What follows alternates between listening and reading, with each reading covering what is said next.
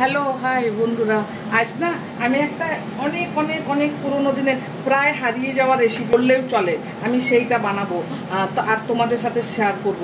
আজকালকার বাচ্চারা মনে হয় খায়ও না আর বানায়ও না, কিন্তু আমাদের বাড়িতে ভীষণভাবে বানানো হতো যখন প্রথম নতুন গাছে উঠতো না। এই যে লাউ, দেখো লাউ, আমি না আজকে লাউ না এই যে পোস্ত দিয়ে বানাবো। এই যে পোস্ত নিয়েছি, এই যে লাউটা বানাবো। একদম লাউটা ঝিরিঝিরি করে কেটে নিয়েছি, কিন্তু তোমার খিসে নেওয়া যাবে না, খিসে নিলে না একদম ওইটা পোস্তটা ঘেটে যাবে। তো তাই না আমি এটাকে না যত মানে বটি দিয়ে ঝিরিঝিরি ঝিরিঝিরি করে কেটে নিয়েছি।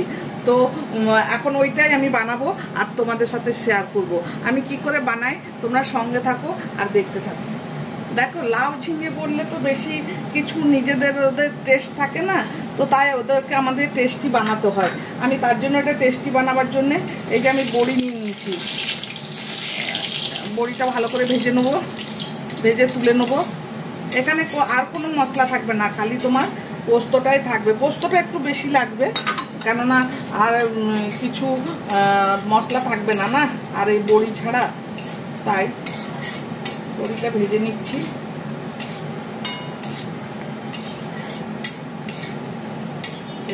অনেক কালো করেও ভাজবো না, তাহলে খারাপ তেতো হয়ে যাবে বড়ি। এই যে আমার হয়ে গেছে, আমি নামিয়ে নেবো এখন।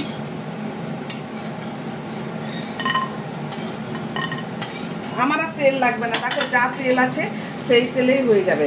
এই যে আমি শুকনো লঙ্কা ফোড়ন দিয়ে দিচ্ছি। দেখো চাইলে তোমরা না কালো জিরে ফোড়ন দিতে পারো, কালঞ্জি। তো আমি না এখানে ফোড়নটা দেবো না, আমি কাঁচা লঙ্কা দিয়ে পোস্তটা খালি পিসবো বাস। এই যে দেখো আমি লাউটা কত ঝিরিঝিরি কেটেছি, দেখো তোমার 5 আর 10 মিনিটের মধ্যে এটা সেদ্ধ হয়ে যাবে।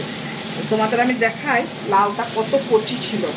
দাঁড়াও, ঢেলে দিলাম। এটা তোমরা সর্ষের তেলেও বানাতে পারো, সর্ষের তেলেও ভালো হবে। এই যে দেখো, এই যে আমার লাউটার গায়ে এখন জামা পরানো আছে। এই যে দেখো এইরকম একটা লাউ ছিল, ওই লাউটা আমি কেটে নিয়েছি ঝিরিঝিরি করে। তো একদম ঝিরিঝিরি করে বসে বসে একটু তো টাইম লেগেছে কাটতে। যখন ভালো কিছু বানাবে তখন তো একটু টাইম দিতেই হবে মনে করো। তো এখন আমি এটা না এই যে ঢেকে দেবো, নুন দিয়ে ঢেকে দেবো। তাহলে কী হবে, এই জলেই সেদ্ধ হবে। তো এখন আমি নুন দেবো না, একটু এটা একটু ঝরে যাক, কেননা তখন এখন যদি আমি নুনটা দিয়ে দিই না, তাহলে আমার পোস্তর মধ্যে নুনটা বেশি হয়ে যাবে। তাই আর একটুখানি হয়ে যাওয়ার পরেই আমি দেবো নুন। এই যে ঢেকে দিচ্ছি, দেখো কত জল বেরিয়েছে। লাউটা আমার সেদ্ধ হয়ে গেছে একদম, আর তবুও এখনও জল বেরোচ্ছে। নুন দিইনি এখনও, এবার নুন দেবো। এই যে অল্প একটু নুন আর একটু হলুদ, আমরা তো সাধারণত হলুদ দিই না, দেখতে ভালো লাগবে না বলে আমি এখন একটু হলুদ দিলাম এটার মধ্যে। এই যে আমার লাউ সেদ্ধ হয়ে গেছে, সব হয়েছে। এখন দেখো আরও জল বেরোবে। আমি গ্যাসটা না বড় করে দিচ্ছি, তাহলে জলটা তাড়াতাড়ি শুকিয়ে যাবে। দেখো লাউয়ের জল একদম শুকিয়ে গেছে। এই যে আমি গ্যাসটা বড় করে দিয়েছিলাম, না তো বেশি গ্যাস গেজে হয়ে গেলে ভালো লাগবে না। এই যে দেখো, এবার আমি এখানে 2 কাঁচা লঙ্কা দিয়ে দিয়েছি, আর এই যে একটু সরষের তেল, অল্প একটু সরষের তেল। এরপর আমি পোস্তটা এই যে পিষে রেখেছি দেখো মিক্সারে, এখন আমি এটা ঢেলে দেবো এটার মধ্যে।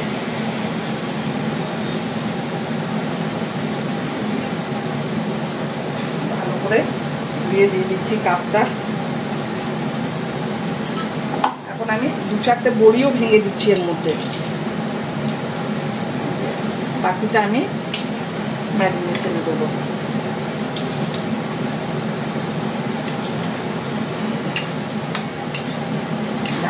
দেখতে কি সুন্দর হয়েছে। তোমরা কি কখনো বানিয়েছো না খেয়েছো? তোমরা কমেন্ট করে অবশ্যই বলবে। এই যে দেখো ভীষণ ভালো লাগে লাউ পোস্ত। এটা বেসিক্যালি জানো তো আমাদের ওয়েস্ট বেঙ্গলে বাঁকুড়া, বীরভূম এইসব ডিস্ট্রিক্টে না খুব বেশি বানায়, কেননা এটা তোমার বাঁকুড়ার লোক, বীরভূমের লোক বেশি পোস্ত খায়, তো তাই সেখানেই বেশি এটা বানানো হয়। গ্যাসটা বন্ধ করে ঢাকা দিয়ে দিলাম। কিছুক্ষণ পর ফিরে এসে আমি তোমাদের দেখাবো কেমন হলো রান্নাটা। এই যে দেখো রেডি হয়ে গেছে লাউ পোস্ত। তোমাদের কেমন লাগলো রেসিপিটা কমেন্ট করে একবার জরুর বলবে। আর তার আগে তোমরা ঘরে বানিয়ে দেখবে, খেয়ে দেখবে কেমন লাগে। যদি আমার রেসিপিটা ভালো লেগে থাকে তাহলে লাইক করে দিও, শেয়ার করে দিও বন্ধুদের কাছে। আর নতুন বন্ধু যারা দেখবে তারা অবশ্যই সাবস্ক্রাইব করে দেবে। এই রেসিপিটা না একদম হারিয়ে গেছে, কেননা এখন আমি খুব একটা শুনি না আর আমরাও খুব একটা বানাই না। তবে আমি অনেক দিন ধরে মনে করছিলাম যে বানাবো আর তোমাদের সাথে শেয়ার করব, তাই আমি এটা নিয়ে চলে এসেছি তোমাদের কাছে। চলো কাল এমনি একটা কোনো নতুন রেসিপির সাথে তোমাদের সঙ্গে আবার দেখা হবে। ততক্ষণের জন্য বাই।